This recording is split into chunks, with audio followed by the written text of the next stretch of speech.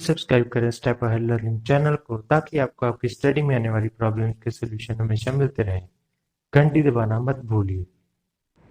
Hello and welcome to our channel step ahead learning. आज हम valuation of motor car करेंगे, taxable only for specified employee. ठीक है, मतलब कि मोटर कार अगर कोई हमारे एम्प्लॉयर ने हमें मोटर कार ऑन करके दी है या फिर एम्प्लॉय किया है, जो भी हो, ऑफिशियल पर्पस है पर्सनल पर्पस, उस पर टैक्स कितना पे आउट करना पड़ेगा वो डिस्कस करेंगे। ठीक है, सबसे पहले हम करेंगे कि owned by employer provided to employee, मतलब कार ओन्ड की गई है एम्प्लॉयर द्वारा और प्रोवाइड की गई है एम्प्लॉय को। एक्सपेंसेस जो हैं वो सारे मेट किए जा रहे हैं एम्प्लॉयर के द्वारा। ठीक है, अब एक तो ओन्ड करके दिया है एम्प्लॉयर ने एम्प्लॉय को, खर्चे भी एम्प्लॉयर कर रहा है। ठीक है, और अगर वो एम्प्लॉय वो कार सिर्फ ओनली ऑफिशियल यूज़ के लिए यूज़ कर रहा है देन वो नील होगा। ओके, बट अगर वो पर्सनल पर्पस के लिए यूज़ कर रहा है तो उसमें क्या क्या टैक्सेबल होगा। मेंटेनेंस कॉस्ट, जो मेंटेनेंस कॉस्ट लग रही है, ठीक है, plus 10% depreciation wear and tear, ठीक है, प्लस ड्राइवर कॉस्ट फी। ठीक है, ये हमारी ड्राइवर की कॉस्ट भी इसमें लगती है। ठीक है, अब ये भी मैटर करता है कि अगर वो दोनों के लिए यूज़ कर रहा है, बोथ पर्सनल और ऑफिशियल दोनों पर्पज़ के लिए, देन हमें ये देखना पड़ेगा कि हमारी कार कौन सी है, स्मॉल कार है या जिसकी क्या कहते हैं क्यूबिक कैपेसिटी उसकी कितनी है। ठीक है, अगर स्मॉल कार है तो 1800 पर मंथ, प्लस अगर वो साथ में ड्राइवर भी प्रोवाइड कर रहा है हमारा एम्प्लॉयर देन 900 पर मंथ। ठीक है, ये हुआ एक्सपेंसेस। टैक्सेबल जो है वो एक्सपेंसेस मेट बाय एम्प्लॉयर है। ठीक है, अब अगर सेकंड पॉइंट है हमारा, अगर ऑन की गई है एम्प्लॉयर द्वारा बट खर्चा हमारा पे आउट किसके द्वारा किया जा रहा है, एम्प्लॉय के द्वारा। ठीक है, तो अगर एम्प्लॉय के द्वारा पे आउट किया जा रहा है तो हमारी, अगर वो ऑफिशियल यूज़ के लिए यूज़ कर रहा है देन तो उसकी कोई भी टैक्सेबल इनकम नहीं आएगी, देन आएगा नील। ठीक है, but if he use for personal purpose, अगर वो पर्सनल पर्पस के लिए यूज़ कर रहा है देन उसकी जो एक्चुअल मेंटेनेंस कॉस्ट है वो तो उसको बेयर आउट नहीं करनी पड़ेगी, मतलब एम्प्लॉयर को। ठीक है, क्योंकि सारा खर्चा तो वही कर रहा है तो उसका कोई तो मतलब ही नहीं बनता, है ना, कि actual maintenance cost rayon by employer. तो ये वाला पॉइंट तो यहाँ पे कट हो जाएगा। ओके, इसमें आएगा हमारा 10% डेप्रिसिएशन ऑफ एक्चुअल कॉस्ट, मतलब जितनी कार की कॉस्ट है उस पर 10% कॉस्ट इफ़ अगर हम एम्प्लॉयर ने ऑन की है और अगर उसने हायर्ड की है।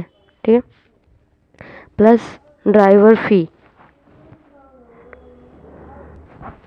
ठीक है, अब यही सेम पॉइंट अगर एम्प्लॉय सारे खर्चे मेट आउट कर रहा है और वो बोथ पर्पस के लिए यूज़ आउट कर रहा है, तब वही सेम आएगा कि स्मॉल, हमें देखना पड़ेगा कि वो कार जो एम्प्लॉय ने हमें प्रोवाइड की है वो कौन सी है, स्मॉल कार है। अगर स्मॉल कार है और एम्प्लॉय खर्चे कर रहा है तो 600 पर मंथ प्लस 900 चौफर की फ़ी। चौफर हमारा ड्राइवर है। ओके, अगर उसने ड्राइवर प्रोवाइड किया है एम्प्लॉयर ने हमें तब। ठीक है, नहीं तो एम्प्लॉय खर्चे में आउट कर रहा है और अगर एम्प्लॉयर ने हमें ड्राइवर पे आउट प्रोवाइड नहीं किया तो हम सिर्फ अपनी कार की फ़ी देंगे 600। ठीक है, और अगर बिग कार है तो 900 पर मंथ प्लस 900 ड्राइवर, वही ड्राइवर अगर हमें प्रोवाइडेड किया गया है। ठीक है, अब ये तो हमने बात की कि जब कार ऑन या हायर की गई हो एम्प्लॉयर द्वारा और प्रोवाइड की हो एम्प्लॉय को, एंड उसके आगे हमने डिस्कस किया कि खर्चे मेट किए गए एम्प्लॉयर द्वारा और खर्चे मेट किए गए एम्प्लॉय द्वारा। ठीक है, ये एक अलग पॉइंट पार्ट हो गया। अब second part, car he on की गई है एम्प्लॉय द्वारा, मतलब कार एम्प्लॉय की है, कार एम्प्लॉय की है, एक्सपेंसेस पे किए जा रहे हैं एम्प्लॉयर द्वारा। ठीक है, और अगर एक्सपेंसेस पे किए जा रहे जो एम्प्लॉय के द्वारा, वो कार सिर्फ ऑफिशियल यूज़ के लिए वो यूज़ कर रहा है, एम्प्लॉय की कार वो अपनी सिर्फ कार ऑफिशियल यूज़ के लिए कर रहा है, तब तो उसको कोई टैक्सेबल नहीं लगेगा। ठीक है, मतलब जिसको जितनी उसको इनकम अमाउंट रिव्यू मिलेगी वो नील हो जाएगी, टैक्सेबल नहीं है। बट अगर वो पर्सनल पर्पस के लिए यूज़ कर रहा है, देन उसको actual expenses ruined by running and maintenance expense और अमाउंट रीइम्बर्स्ड की जा रही है, तो उस पर टैक्स लगेगा पर्सनल पर्पस पे। ठीक है, उस पर डेप्रिसिएशन का कोई नहीं होगा, क्योंकि वो एम्प्लॉय की खुद की कार है। डेप्रिसिएशन वाला पॉइंट तभी लगना था जब एम्प्लॉयर ने कार प्रोवाइड की थी। ठीक है, तो इसमें सिर्फ जितना वो मेंटेनेंस का खर्चा है वो अपना करेगा। ठीक है, अब अगर वो कार दोनों चीज़ों के लिए यूज़ कर ले, बोथ पर्पस, तो फिर वही सेम पॉइंट है कि स्मॉल कार है तो अमाउंट जितनी रीइम्बर्स्ड की गई है, मतलब जितनी अमाउंट प्रोवाइड की गई है एम्प्लॉयर द्वारा, less 1800 per month plus 900 driver, अगर उसने प्रोवाइड किया है एम्प्लॉयर ने तो।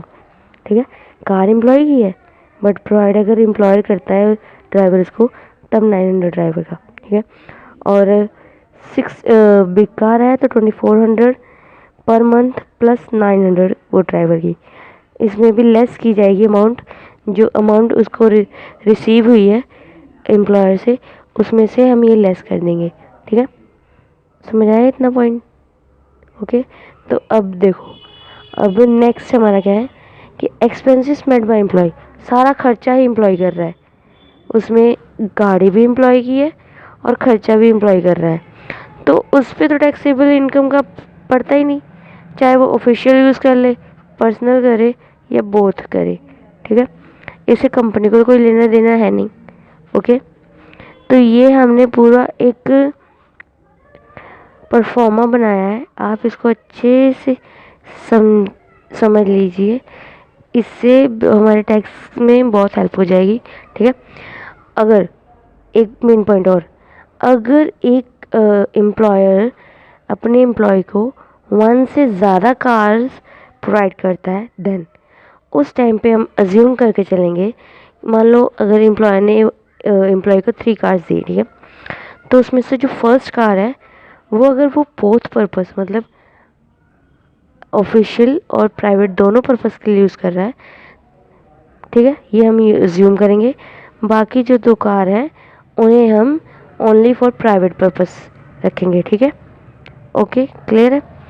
अब आज के लिए इतना ही, आप ये परफॉर्मा अच्छे से समझ लीजिए। अगर आपको मेरी वीडियो अच्छी लगी हो और आपको समझ आया हो, तो प्लीज़ मेरी वीडियो को लाइक कर दीजिए, मेरे चैनल को सब्सक्राइब कर दीजिए, बेल आइकन को प्रेस कर दीजिए और एक कमेंट कर दीजिएगा। आपके कमेंट से मुझे मोटिवेशन मिलती है। Thank you.